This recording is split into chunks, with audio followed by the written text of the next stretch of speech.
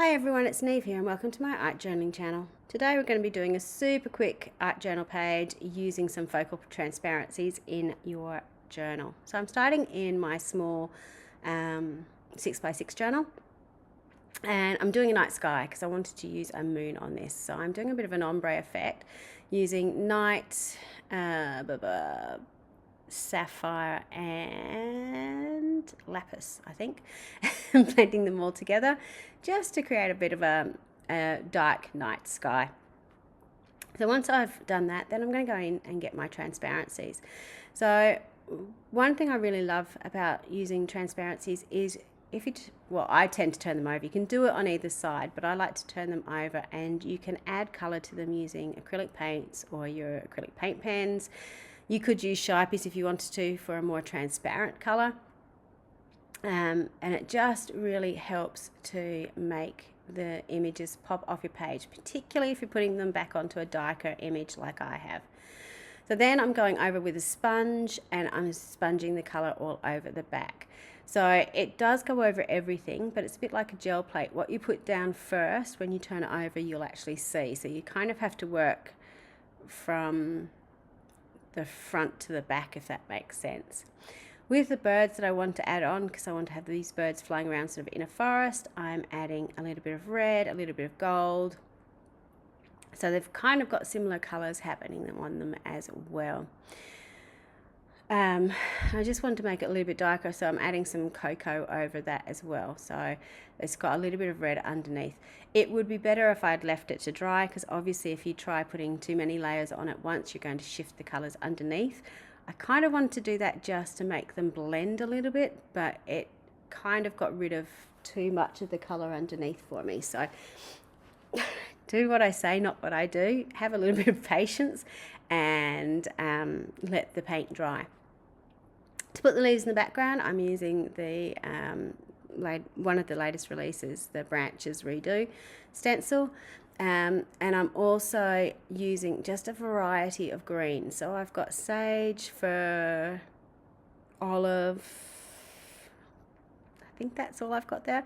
Sort of mixed up together and just, random, whatever ends up on my sponge is what gets there. So you get this sort of mottled random effect. It's a really, really easy way to get that sort of shading pretty easily on your piece. So you can see here with my transparencies how that color has come through. Now with the birds, because I did use the brown over it, it got a little bit dark, so I'm putting on a coat of white first, and that just helps to boost the color a little bit in the background and make sure it sort of stands out from the background. And I ended up using my sponge. I do find if I'm trying to cover the entire thing, a sponge is easier. If you use a paint pen, sometimes you can scrape off the layers beforehand, so just a light sponge over the top does help somewhat. Also, because it's me and it's something I like to do, I draw around the outside of my stenciled images. No right or wrong, you don't have to do it. It's just something I like to do on my pages. Kind of defines what's going first and what's going last. I'm just going to chuck some glue on. Usually I use gel medium. This one I just picked up my normal car glue. It really doesn't matter what you've got, just glue it down. My glue is it's coming out the side rather than the point, which is a bit of a pain at the moment. So if you can find a reliable glue stick, that would be handy. So once I've glued it down, then I'm sort of going to have a look at it and think, is this in the right place, and so on. You can usually move your glued images fairly quickly, which is good. I had a little bit of white sort of that had gone onto the front, so I'm just using a knife just to scrape a little bit of that away. I then decided those birds were still getting a little bit lost, so I wanted to put a little bit of extra detail on them. So I'm going in with my white paint pen over the top. Still got the color underneath. This is just to add some highlights and a little bit of additional color. I also went in with the lips because I lost a little bit of the pink as I put the paint over, and wanted to put some green into the eye so that I could have that little connection to the branches. On the birds, I've got a little bit of turquoise, and I've just used my finger to spread it out a bit, just again to give that little bit of shading on it. And I ended up being really, really happy. So put your bulk of your colour in the back of the transparencies if you are working on them, and then add them to the front afterwards. Once I've done that, then I'm going in and writing my quote on the page, and I chose all you have to do is fly.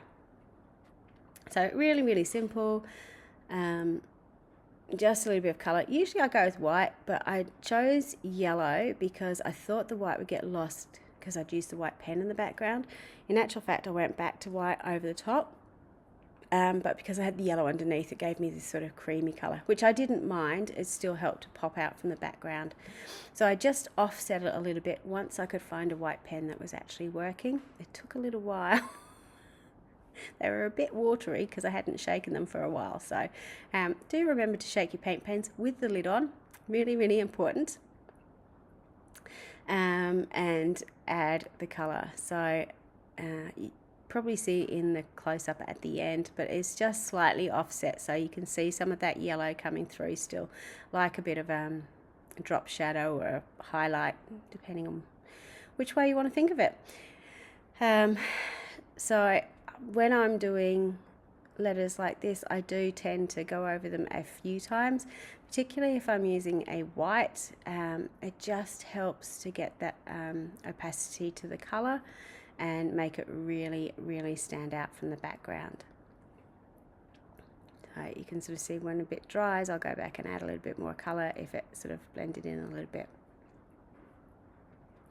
And then I will dry it off. Now just be really, really careful if you are using a heat gun next to the transparencies. If they do get too hot, they will curl. So I am using, it gets quite hot, but I'm being really quick. I'm moving it all over the page, so it's not concentrated in one area where it's going to get really, really hot and melt. So no melting your transparencies. Once I've finished and I've added all the colour I want to, making sure it looks the way I want it to, I am finished. So really, really quick and easy. You can see how those transparencies pick up the colour from the paint pens, and it just helps to finish it off really nicely. And then you've got your quote and your background. Super, super simple. It would make a lovely card front as well, or a birthday card or a masculine card. But yeah, play around with transparencies, try adding paint to the back of them. It's lots and lots of fun. Until next time, bye for now.